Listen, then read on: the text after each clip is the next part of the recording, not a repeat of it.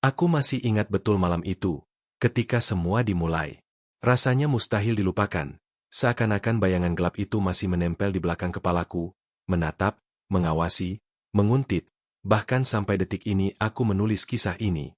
Semuanya berawal ketika aku harus kembali ke kampung halaman, setelah bertahun-tahun merantau. Aku tidak berniat lama tinggal di sana, hanya untuk mengurus warisan rumah tua peninggalan kakekku yang sudah lama terbengkalai. Rumah itu terletak di ujung desa, berdiri dengan dinding kayu yang mulai lapuk, ket yang terkelupas, atap seng berkarat, dan halaman luas yang penuh ditumbuhi ilalang setinggi pinggang orang dewasa.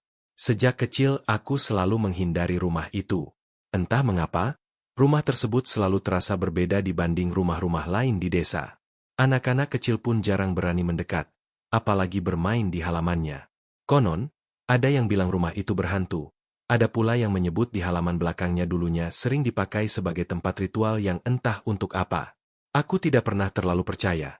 Tapi sejak aku kecil memang sering mendengar bisikan, suara-suara aneh, bahkan bayangan hitam di sela-sela jendela rumah itu. Malam itu, aku tiba menjelang maghrib. Jalanan desa sudah sepi, hanya suara jangkrik dan sesekali anjing melolong. Udara dingin, dan angin membawa bau anyir bercampur dengan tanah basah. Aku berdiri di depan pintu rumah kakekku, menatap daun pintu kayu yang retak dan engselnya berkarat. Kuncinya masih kusimpan, dan dengan tangan sedikit bergetar aku mencoba memutarnya. Anehnya, meski sudah bertahun-tahun tidak dipakai, kunci itu berputar dengan mudah, seperti ada yang sudah menunggu aku untuk masuk. Begitu pintu terbuka, aroma pengap bercampur dengan bau apek dan debu langsung menyergap. Ruang tamu gelap gulita. Hanya diterangi cahaya lampu jalan samar dari luar yang masuk melalui celah jendela. Aku menyalakan senter dari ponselku, dan perlahan melangkah masuk. Suara lantai kayu berderit pelan di setiap injakan, membuat bulu kuduku meremang. Dinding rumah dipenuhi sarang laba-laba. Foto-foto tua kakek dan nenekku masih tergantung di dinding, sebagian sudah miring dan berdebu. Aku menarik napas dalam-dalam, mencoba menenangkan diri. Hanya rumah kosong, pikirku. Hanya rumah tua yang lama tak dihuni. Tapi entah kenapa, ada rasa lain. Perasaan bahwa aku tidak sendirian di sana. Seolah ada mata lain, entah dari balik kegelapan, yang sedang mengawasi setiap gerak-gerikku. Aku menuju ruang tengah, menyalakan lampu bohlam tua. Anehnya, meski listrik seharusnya sudah lama diputus, lampu itu menyala redup, berkedip-kedip seperti mau mati. Aku mematung, merasakan sesuatu yang salah. Dari dapur, terdengar suara gedebuk, seperti sesuatu jatuh. Jantungku langsung berdegup kencang. Dengan langkah pelan, aku mendekat ke arah suara itu. Dapur gelap, hanya terlihat meja kayu tua, panci berkarat, dan lemari yang pintunya setengah terbuka. Aku menyorotkan senter, tapi tidak ada apa-apa. Hanya kursi kayu yang bergeser sendiri, pelan, berderit, seolah ada yang baru saja duduk di sana lalu bangkit kembali. Aku merasakan tengkuku dingin, keringat mulai mengalir di pelipis. Tenang, mungkin tikus, pikirku.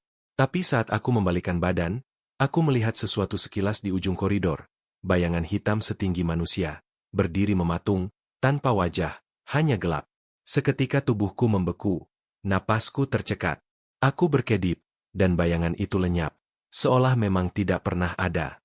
Aku mencoba mengalihkan pikiran. Malam itu aku hanya berniat tidur di ruang tamu, agar besok bisa mulai membersihkan rumah. Aku menggelar alas tidur seadanya, menaruh koper di sampingku, dan mencoba memejamkan mata. Tapi suasana rumah terlalu mencekam. Dari langit-langit terdengar suara langkah kaki pelan. Duk, duk, duk berjalan bolak-balik, padahal aku tahu atap rumah itu sudah rapuh dan tidak mungkin ada orang di atas. Aku menutup telinga dengan bantal, tapi suara itu semakin jelas, semakin dekat. Sampai akhirnya aku merasakan sesuatu. Bantal di bawah kepalaku bergetar pelan, seperti ada tangan yang menepuk-nepuk dari dalam. Aku terlonjak bangun, tubuhku gemetar. Ponselku yang tergeletak di lantai tiba-tiba menyala sendiri, meski aku yakin baterainya tinggal 3% tadi. Layarnya menampilkan kamera depan, dan yang kulihat bukan wajahku sendiri, tapi sesuatu berdiri tepat di belakangku. Aku menoleh cepat, tidak ada siapa-siapa.